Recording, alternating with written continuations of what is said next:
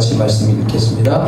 끝으로 형제들아 무엇에든지 참되며 무엇에든지 경건하며 무엇에든지 오르며 무엇에든지 정결하며 무엇에든지 사랑받을 만하며 무엇에든지 칭찬받을 만하며 무슨 덕이 있든지 무슨 기림이 있든지 이것들을 생각하라. 너희는 내게 배우고 받고 듣고 본 바를 행하라. 그리하면 평강의 하나님이 너희와 함께 계시리라. 아멘. 자, 오늘 말씀에서 여섯 번째 무엇에든지 칭찬받을 만한 것에 관하여 말씀을 드리도록 하겠습니다. 자, 칭찬받을 만한 것이라고 하는 단어는 성경에 여기에만 나오는 단어인데요. 유페마라고 하는 헬라어 말입니다. 유페마. 주석에는 이것을 뭐라고 해석을 하고 있냐면 세 가지의 뜻이 있다. 하나는 정중하다, 고상하다, 우아하다. 자, 정중하다라고 하는 것은 점잖고 엄숙한 모습을 갖는다는 겁니다. 고상하다라고 하는 것은 품위가 있고 수준이 높다라고 하는 것입니다. 우아하다라고 하는 것은 기품이 있고 아름답다는 것입니다. 그러니까 사도 바울이 이 단어를 썼을 때 우리는 점잖고 좀 엄숙하고 품위가 있고 수준이 높으며 기품이 있고 아름다운 모습이 있어야 된다라고 이렇게 말씀을 하고 있는 겁니다. 그런데 영어 성경에서는 이거를 어떻게 번역을 하고 있느냐 하면 세 가지 또 단어로 나뉘어서 이렇게 표현을 하고 있습니다. 첫 번째 성경에서는 굿 리포트라고 이렇게 표현하고 있습니다. 이 굿 리포트라고 하는 말은 뭐냐면 평판이 좋은 사람이 되라 라고 하는 뜻입니다. 사람들은 항상 사람들을 이렇게 보잖아요, 그죠? 보니까 평판이 좋은 사람이 되라. 그다음 두 번째 성경에서는 언어라고 하는 명예로 보통 우리가 이렇게 표현하는 그런 단어를 쓰고 있는데 형용사로도 쓰기도 합니다. 근데 이 단어는 다섯 가지의 뜻이 있습니다. HONOR 이 언어는 첫째가 경의, 존경이라는 뜻입니다. 그러니까 존경받을 만한 사람이 되라 라고 하는 뜻을 갖고 있습니다. 그 다음 명예, 좋은 평판으로 널리 인정받는 사람이 되라. 그 다음에 영광, 빛나고 아름다운 영예다 라고 이렇게 번역을 할 수 있는데 원래 영광이라고 하는 것은 하나님, 신에게만 관련된 거죠. 하나님과 그리스도에게 관련된 것인데 찬양할 때 주로 쓰는데 이것이 우리에 관련된 표현으로 지금 얘기할 수가 있습니다. 그러니까 우리가 하나님 아버지와 예수 그리스도에게서 보여지는 영광을 받을 만큼의 그런 모습으로 영광스러운 사람들아 라고 이렇게 이야기를 하고 있는 겁니다. 그 다음에 수여하다, 시상하다, 상을 주다 라고 하는 뜻입니다. 그러니까 너는 상 받을 사람이처럼 살아라라는 거예요. 상 받을 사람. 상은 아무에게나 물론 주는 건 아니고 요즘에는 물론 약자 못했다고 해도 칭찬을 해서라도 줍니다. 그런데 여하튼 우리가 상을 준다라고 하는 것은 잘했기 때문에 상을 줍니다. 그러니까 상 받을 만한 사람이 되라. 그 이제 수여하다인데 수여하다와 연관해서 상이라고 하는 또 다른 다섯 번째 의미가 있습니다. 이 상이라고 하는 말은 뭐냐면 상을 주다는 말과 좀 다른 의미로 본받아서 배울 만한 대상이 되라는 겁니다. 세 번째 성경에서는 admirable이라고 하는 단어를 사용하고 있습니다. admirable. 이 단어는 또 세 가지 뜻이 있는데 첫째는 감탄할 만한 이런 겁니다. 감탄한다는 것은 마음속 깊이 느끼거나 놀라서 칭찬한다라고 하는 뜻을 갖고 있습니다. 그러니까 그런 사람이 되라는 거죠. 마음속 깊은 곳에서부터 우러나오는 칭찬을 할 수밖에 없는 사람. 또 훌륭하다라고 번역을 하고 있습니다. 이 훌륭하다라고 하는 뜻은 썩 좋아서 나무랄 곳이 없다라고 하는 이런 약간 부정의 의미로서 해서 좋게 이렇게 표현하고 있지만 칭찬받을 만큼 대단하거나 뛰어나다라고 하는 강한 번역을 할 수 있습니다. 칭찬할 만큼 대단하고 뛰어나다. 그리고 세 번째는 칭찬할 만하다 라고 하는 그 자체의 직접적인 뜻인데 칭찬하다는 것은 높이 평가한다는 말이에요. 너를 사람들이 높이 평가하는 사람이 되도록 해라. 그러니까 정리를 다시 해보면 우리의 모습이 평판이 좋은 사람, 존경받을 만한 사람, 찬양받을 만한 사람, 그리고 상받을 만한 사람, 본받아서 배울 만한 사람, 감탄하고 훌륭하고 칭찬할 만한 사람이 되라 라고 이렇게 표현을 하고 있다는 거죠. 칭찬을 그럼 어떤 면으로 우리가 칭찬을 받을까? 성경을 보면은 칭찬받는 것이 외면적인 면과 내면적인 면 두 가지로 표현을 하고 있습니다. 첫째는 외면적으로 아름다워서 칭찬받는 사람이 있는데, 창세기 12장에 보면 믿음의 조상인 아브라함이 이제 하나님의 그 명에 순종해서 가나안 땅으로 들어왔다가 기근을 바로 만납니다. 그래서 기근을 피하기 위해서 이집트, 애굽으로 내려가게 되는데, 애굽 사람들이 눈이 빵 커진 거예요. 왜냐하면 아브라함은 그냥 뭐 촌동네에 그런 부장 하나의 그런 자그마한 마을 정도의 그런 촌 노인이지만, 그 와이프가 되는 사라가 성경 표현으로 뭐라고 되냐면 심히 아름다움을 보고 바로의 고관들도 그를 보고 바로 앞에서 칭찬함으로 그 여인을 바로의 궁으로 이끌어 들인지라 라고 표현하고 있습니다.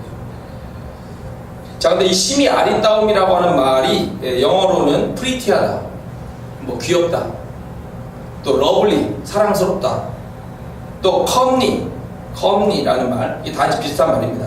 뷰티풀, 차밍리, 매력적인 사람이다. 이 여자를 보니까 굉장히 예쁘고 귀엽고 사랑스럽고 막 아브라함 참 부럽습니다. 자, 그런 얘기지만, 그런데 이 아브라함이 이 기근을 피해서 이렇게 왔고 이렇게 내려가는데, 이게 이제 자기가 커다란 세력권 안으로 들어가게 되는 거거든요. 커다란 세력권 안으로 들어가니까 이게 아브라함이 자기가 생각을 했어요. 빨리 머리를 회전했죠. 내가 이렇게 갔을 때 당신이 너무 이쁘기 때문에 분명히 그 사람들이 나를 죽이고 당신을 빼앗아갈 가능성이 높다. 그러니까 실제적으로도 원래는 당신이 나의 누이였었기 때문에 나를 그냥 누이로, 오빠로 그냥 불러다오. 나는 당신을 누이라고 해가지고 이렇게 위기를 벗어나자 라고 이렇게 이제 얘기를 했어요. 그러니까 애굽 사람들이 보고 저 여자 누구냐 라고 물었겠죠. 누이다 라고 하니까 이게 정략적 결혼을 위하여 바로에게 상납을 한 거죠. 아브라함은 자신의 힘으로 아내를 지킬 수가 없었어요. 하나님이 막으셨으니까 다행이지. 하나님이 막으셔서 아내가 다시 돌아오긴 하고, 그리고 또 여러가지 상을 받아가지고 이렇게 다시 나오긴 합니다만은 정말 큰일 날 뻔한 그런 위기를 당했던 거예요. 그 정도로 여하튼 사라는 굉장히 아름다운 여인이었다고 칭찬을 하고 있습니다.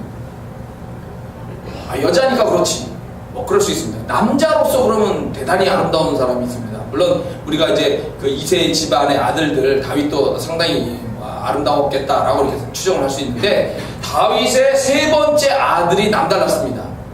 자, 온 이스라엘 가운데에서 압살롬 같이, 다윗의 세 번째 아들이거든요.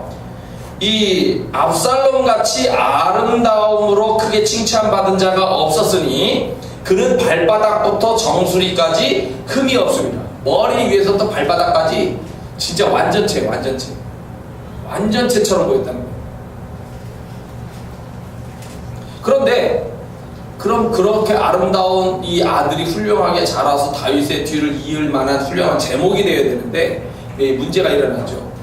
위에 있는 형이 이 압살롬의 여동생을 강간하고 그 문제 때문에 어영부영 넘기는 아버지를 보고서 화가 난 압살롬이 결국 반란을 일으키고, 그리고 다윗은 울면서 도망을 가고, 이런 과정을 통하여 결국 압살롬이 죽임을 당하게 됩니다. 슬픈 비극으로 끝난 거죠. 외모는 아름다우니까 참 부러워할 만해. 그러나 그 내면적인 역사는 참 아프기도 하고 슬픈 이야기입니다. 자, 그 다음에 솔로몬 왕이 등장하게 되는데요. 솔로몬 왕이 수많은 여인들을 거느립니다. 1000명. 첩과 부인에서 부인이 700명, 첩이 300명. 그러니까 정략적으로 각 나라와 부족에서 여자들을 왕에게 다 진상을 하는 거예요, 그 당시. 그런데 이 솔로몬 왕이 특별히 좋아한 여인이 하나 있었는데 그 여인이 술람미라고 하는 여인인데 이 여인이 수넴 출신이다라고 하는 겁니다. 자, 이거를 이제 먼저 아가서에서 이렇게 표현하고 있어요. 아가서에서 보면 아가서 전체가 막 그런 내용이에요. 근데 내 비둘기라고 표현합니다. 내 완전한 자는 하나뿐 이로구나. 자, 여자가 많지만 내가 사랑할 만한 여자는 하나뿐이구나. 그는 그의 어머니의 외딸이요. 형제는 둘인가가 더 있었다고 합니다. 딸로는 하나예요. 외딸이요. 그 낳은 자가 귀중하게 여기는 자로구나. 여자들이 그를 보고 복된 자라 하고 왕비와 후궁들도 그를 칭찬하는구나. 이 술람미는 수넴 여자인데 이 수넴이라고 하는 장소는 이스라엘의 북쪽에 있습니다. 북쪽에 이스라엘 계곡이라고 하는 근처에 있는 마을의 출신 여자인데 이 가난한 시골 여자예요. 그러니까 이 여자가 바깥에 가서 이제 계속 그 노동을 해야 되는 거죠.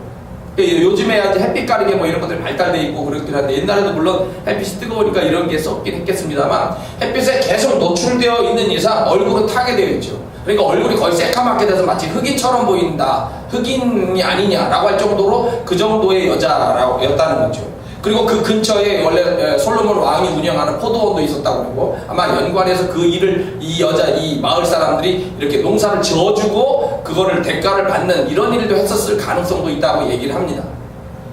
그런데 자기 포도원에 이렇게 그쪽 지역을 순찰하러 왔다가 이 여인을 발견한 거예요.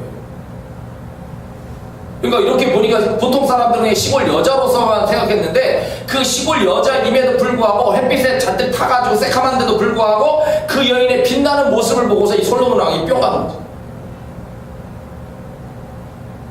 그래서 결국 결혼을 하게 돼요. 결혼. 자, 외모적으로도 칭찬받을 만하도록 뭐 그런 것까지는 혹시 아니더라도 우리 외모 자체는 잘 가꾸어서 자기를 노력을 해야 합니다. 그런데 성경에서 이야기하는 것은 외모만 아름답다고 얘기하는 것을 강조하는 건 아니잖아요. 내면이 아름다워야 됩니다. 그 내면은 다양한 것을 포함하고 있죠. 자, 먼저 사울 왕의 아들이었던 요나단 왕자가 그의 아버지 사울 왕에게 다윗을 변호해서 이야기를 합니다. 다윗을 칭찬하여 이르되 원하건대 왕은 신하 다윗에게 범죄하지 마옵소서. 그는 왕께 득죄하지 아니하였고 죄를 짓지 아니하였고 그가 왕께 행한 일은 심히 선함이니이다. 사울 왕의 아들 이 요나단은 다윗이 골리앗을 죽이고 들어오면서부터 그 한눈에 영웅을 알아본다고 요나단이 대단한 그런 싸움을 잘했었거든요. 근데 영웅이 딱 보니까 다윗이 대단하더라는 거예요. 그래서 그 다윗에 가지고 있는 그 하나님을 향한 예쁜 마음과 이 요나단이 가지고 있는 그 예쁜 마음이 딱 맞은 거야. 그래서 그때부터 다윗을 좋아하고 사랑하게 됐는데 성경은 뭐라고 표현했냐면 자기 생명같이 사랑했다고. 그 정도로 이 사랑하는 관계로 이렇게 큰 겁니다. 그런데 자기 아버지 사울 왕이 악신해 버린 거예요. 악신이 와가지고 막 번뇌에 잡히게 하고 괴롭게 하고 막 이렇게 하니까 이게 좀 음악적으로 치료를 할 사람이 필요해 돼서 수금을 잘 타는 다윗을 데리고 오죠. 근데 이 사울 왕이 이제 악신에 걸렸기 때문에 다윗을 미워하는 거죠. 창을 가지고 단창 던지고 창 던지고 해서 다윗을 죽이려고 합니다. 그래서 다윗이 도망가죠. 그런데 이 다윗을 변호해 줄 만한 사람이 아무도 주변에 없어요. 왜냐하면 말 잘못하면 죽잖아요.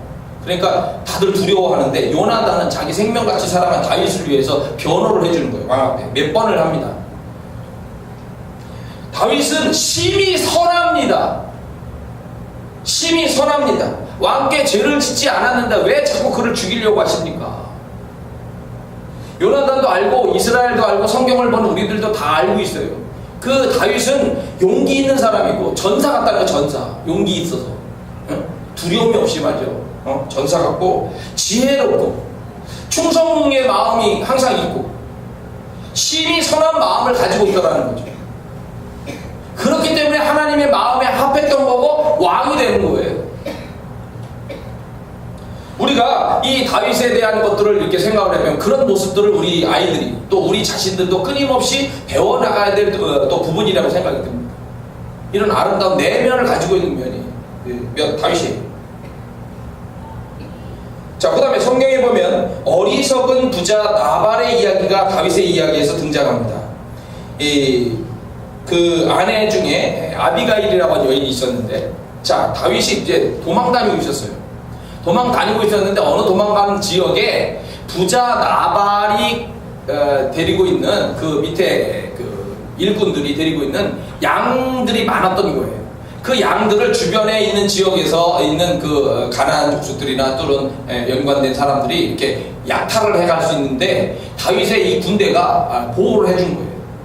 그리고 이제 시간이 지나서 양들의 털을 깎으면서 이제 돈이 들어오거든요. 팔아서 그 돈이 들어올 때쯤에서 이제 사람들을 보낸 거죠. 그 대가를 적어도 우리가 너희들 좀 보호해줬으니까 대가를 좀 다오.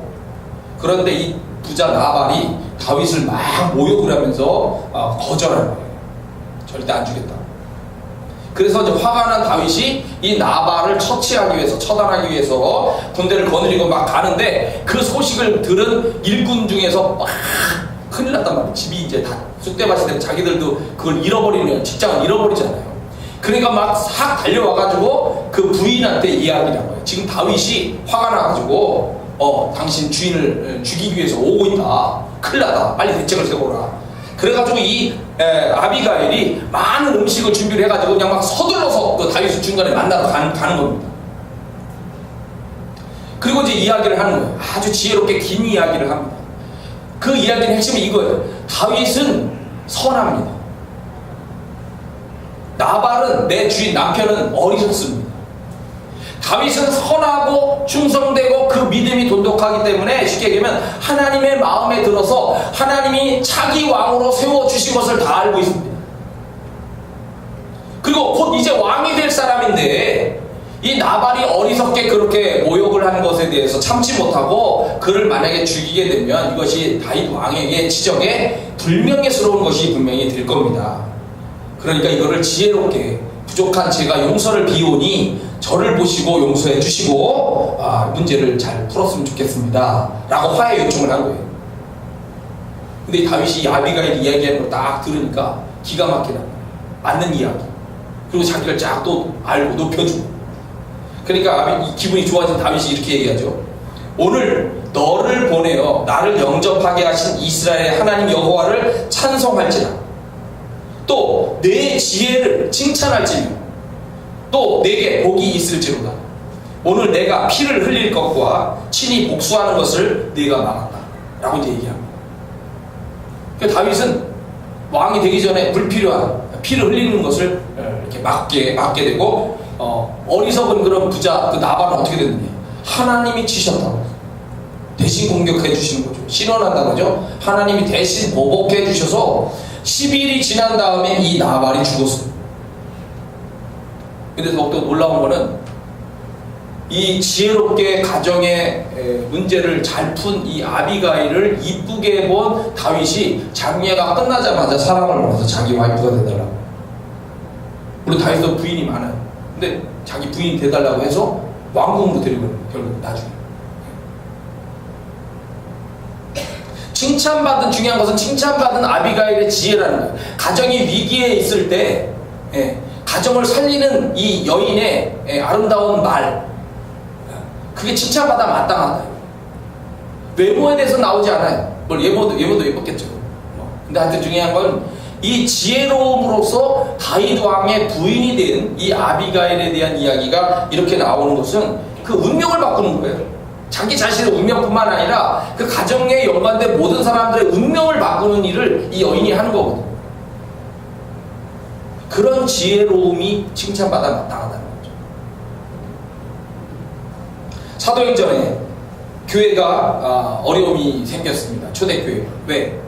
이게 어려운 사람들을 돕고 있는데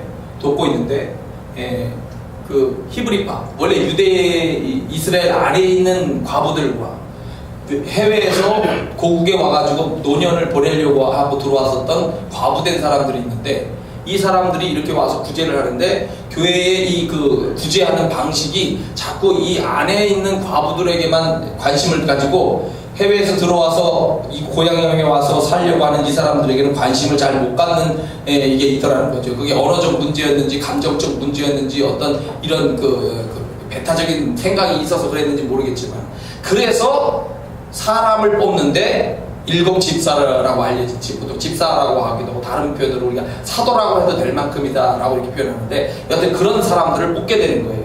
너희 가운데에서 성령과 지혜가 충만하여 칭찬받는 사람 7명을 선택하라는 거죠. 그래서 그 일을 온전히 그 사람들에 맡겨서 잘 문제가 없게끔 이렇게 만들자 라고 이렇게 얘기하는 거죠. 그러니까 교회의 중요한 일꾼인 이 사람들이 어떻게 해야 되는 겁니까?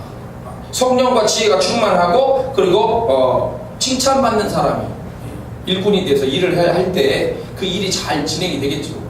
그러니까 우리가 교회나 일꾼을 세울 때 항상 그런 생각을 하는 거죠. 그런 사람이 되도록 우리가 또한 힘을 써야 되는 겁니다. 제가 백부장 고넬료도 자주 얘기합니다만, 사도행전에는 백부장 고넬료를 의인이다, 하나님을 경외하는 사람이다, 유대 온 족속이 칭찬했다, 거룩한 천사의 지시를 받아서 베드로 당신을 그 집으로 청하여 말을 들으려고 한다, 이런 얘기를 이제 하게 됐는데, 천사가 와서 고넬료에게 얘기했어요. 내 기도가 얼마나 신실하고 예쁜지 하나님이 내 기도에 응답을 하신다는 거예요. 그리고 내가 이웃에게 나눠주고 유대민족에게 베푸는 그 아름다운 구제 활동이 하나님도 알고 있다, 너무 아름답고 사랑스럽다, 칭찬하는 거예요. 그런데 한 가지 더, 베드로를 선택해서 불러서 하나님 말씀을 들어라 라고 해서 그 가족이 다 구원받는 거예요. 특별한 구원으로 그 가정을 부르시는 일까지 생겼다는 거죠. 그러니까 이 고넬료는 이방인이잖아요. 이방인 백부장 100명의 부하를 거느린 그 사람이긴 하지만, 이 사람의 이런 그것은 유대교 안에서 일어난 게 아니고 이 바깥에서 있는 사람인데도 이런 마음을 갖는 거거든요. 그러니까 우리는 항상 그 이스라엘 입장에서 보면 이방인이란 말이에요. 그러나 우리가 하나님 안에서 이스라엘 사람이 된 거죠. 아브라함을 믿음의 조상으로 하는 믿음의 사람이 됐지만, 우리가 가지고 있는 믿음의 어떤 모델이 이 고넬료가 될 수가 있어요. 어떻게 하느냐? 기도, 신실하게 하나님과의 관계를, 소통을 잘 하고, 그 다음에 이웃에게 나눠주고 베푸는 삶을 살고, 그리고 사람들로부터 칭찬을 받는 모습으로 우리가 되어야 된다. 그 다음 말씀들을 보면은 디모데와 아나니아가 등장합니다. 디모데는 루스드라와 이고니온에 있는 형제들에게 칭찬받는 자다. 율법에 따라 경건한 사람으로 거기 사는 그 다메섹에 사는 모든 유대인들에게 칭찬을 듣는 아나니아라고 하는 사람이 주님의 음성을 듣고 사울에게 이제 기름을 안수하고 눈을 뜨게 하고 주님의 좋은 일꾼으로 이렇게 변화시키죠. 그러니까 디모데와 아나니아는 믿음과 경건함으로 칭찬을 받았다는 거예요. 우리가 신앙생활을 하고 있는 한 어쨌든 우리가 가지고 있는 믿음의 모습에서 뭔가가 칭찬받을 만한 면이 있어야 된다라고 우리가 생각합니다. 로마서 14장, 하나님의 나라는 먹는 것과 마시는 것이 아니요 오직 성령 안에 있는 의와 평강과 희락이라. 이로써 그리스도를 섬기는 자는 하나님을 기쁘시게 하며 사람에게도 칭찬을 받느니라. 그러므로 우리가 화평의 일과 서로 덕을 세우는 일을 힘쓰나니. 자, 교회 안에 율법적으로 부정하다라고 하는 음식, 예를 들면 돼지고기 뭐 이런 거, 예를 들면 이런 거를 신약 시대에는 이제 좀 이렇게 허용을 하고, 믿음이 강한 사람은 걱정 없이 먹어라. 근데 믿음이 부족한 사람은 먹지 말라고 했는데, 이거로 마음속에 갈등이 생기고 이렇게 하면은 이거를 좀 서로 조절을 잘 해서, 그죠? 이렇게 이제 하라고 하는 얘기를 이제 하면서 이야기가 나오는 겁니다. 우리는 그냥 그런 먹고 마시는 여기에 초점이 있는 것이 아니라, 우리가 초점을 가지고 있는 것은 성령 안에 있는 의로움, 평강, 그 다음에 희락, 기쁨, 여기에 초점을 가지고 있다. 그래서 이 먹는 문제는 사실 큰 문제가 아니라고 보는 거죠. 율법적인. 처음에는 그렇게 했지만 그것이 이제 신약시대에 이렇게 새롭게 이해를 하고, 우리가 하나님이 정말 원하시는 것은 그렇게 해서 우리의 의가, 그리고 우리의 평강이, 우리의 희락이 드러나는 삶을 살도록 원하시고 이웃 간에 화평하고 화평의 일, 서로 덕을 세우는 일, 그런 일을 하기를 원하신다. 이렇게 지금 표현을 해주고 있습니다. 그러니까 우리가 그렇게 살아야 된다는 거죠. 고린도후서, 자, 사도 바울은 디도를 고린도 교회에 보냅니다. 자, 디도와 함께, 근데 이름이 나오진 않아요. 한 형제를 보냅니다. 그 형제라고만 표현하고 있어요. 그 형제를 보내었으니 이 사람은 복음으로서 모든 교회에서 칭찬을 받는 자요, 이뿐 아니라 그는 동일한 주의 영광과 우리의 소원을 어떤 걸 나타내기 위하여 여러 교회의 택함을 받아 우리가 맡은 은혜의 일로 우리와 동행하는 자다 라고 이렇게 표현했는데, 자, 고린도 교회가 어려운 위기에 많이 있었어요. 문제도 있었고. 그래서 이 고린도 교회를 회복하고 새롭게 하기 위해서, 물론 디모데도 보내고 디도도 보냈는데, 중요한 건 여기에 디도라고 하는 사람을 보내고, 디도와 함께 믿음으로 아주 칭찬받는 사람 한 사람을 붙여주고, 그 외에 비슷한 사람 한 사람을 더해서 2명을 더 보내는 겁니다. 그러니까 교회가 문제가 많아요. 여러 가지 어려운 일도 있어요. 그런데 그 문제를 해결할 사람들이 필요하잖아요. 그 사람이 어떤 사람이 되어야 되겠느냐? 신실한 일꾼인 디도라고 하는 지도자와 그 사람과 함께 칭찬받는 사람 한 사람과 또 다른 어떤 사람을 보내서 이 고린도 교회를 변화시키는 중요한 역할을 하게 하는 겁니다. 그런 사람들은 우리가 본받고 싶고 따라가고 싶지 않아요. 베드로전서 1장 7절, 믿음의 확실함은 너희의 믿음입니다. 너희의 믿음의 확실함은 불로 연단하여도 없어질 금보다 더 귀하여 예수 그리스도께서 나타나실 때에 칭찬과 영광과 존귀를 얻게 할 것이니라. 자, 우리의 믿음이 확실해요. 확실하다고 하면 고난과 핍박도 이길 거라는 거죠. 베드로 전서에서 베드로는 이야기하는 거예요. 지금 고난과 핍박이 있다. 곳곳에서 들려온다. 그런데 너희 믿음이 그런 고난과 핍박을 이길 수 있는, 불로 연단하여도 없어질 금보다도 더 귀한 게 이게 살아있단 말이죠. 예? 그래서 잘 이겨낼 줄 믿는다, 기대한다 라고 이렇게 얘기를 하는 거예요. 정말 그 믿음이 확실하다면 주님으로부터 칭찬과 영광과 존귀를 얻게 될 것이다. 그래서 우리는 고난과 핍박도 이겨낼 수 있는 그 믿음으로 칭찬받을 만한 사람, 주님에게서, 야, 네 믿음 보니까 정말 대단하더라. 응? 그리고 영광, 존귀까지 얻게 만들 만한 그런 모습이 되어야 된다는 거죠. 자, 어느 이제 목사님이, 잠깐 얘기하고 좀 마칠게요. 자, 어느 목사님이 그 교인들이 좀 컸나 봐요. 교인들을 데리고 어느 가정에 신방을 갔습니다. 그 권사님이, 여자 권사님의 남편의 생일 축하하는 자리였어요. 그래서 예배를 드리고 축복해주고, 그리고 이제 진수성찬이 들어온 거예요. 왜냐면 이 여자 권사님이 그 남도 출신이라 음식 솜씨가 아주 대단했다고 해요. 그래서 막 상다리가 휘어지는 산의 진미를 막 잔뜩 올려놓은 거예요. 그러니까 사람들이 이걸 먹게 되는데 막 칭찬을 하는 거죠. 아, 이게 너무 맛있다, 이게 너무 맛있다, 막 하면서 칭찬을 하는데, 아, 이런 분위기에서 목사님도 한 말씀 하셔야 하잖아요. 그래서 이제 생각하다 보니까 자기 입장에서는, 아, 해파리 냉채가 그렇게 맛있었단 말이에요. 여름이고, 그래서 냉채가 아주 시원하고 쫄깃쫄깃하고 자근자근 씹히는 게 말이죠, 맛깔지고, 그리고 이 겨자가 적절하게 들어가야 되는데 겨자의 배합이 기가 막히게 돼가지고 그날따라 이 해파리 냉채가 인류 중국집에서 나온 냉채보다 더 맛있더라는 거죠. 그래서 이 해파리 냉채가 정말 맛있다 해서 해파리 냉채가 어떻다면서 막 더 추가해서 얘기를 하고 칭찬하고 이제 돌아온 거예요. 돌아왔는데 난리가 난 거예요. 왜 난리가 났을까요?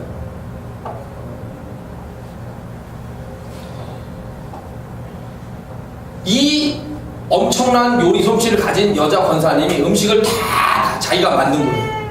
그런데 단 하나 자기가 안 만든 게 있는데 그게 뭘까요? 해파리 냉채였던 거야.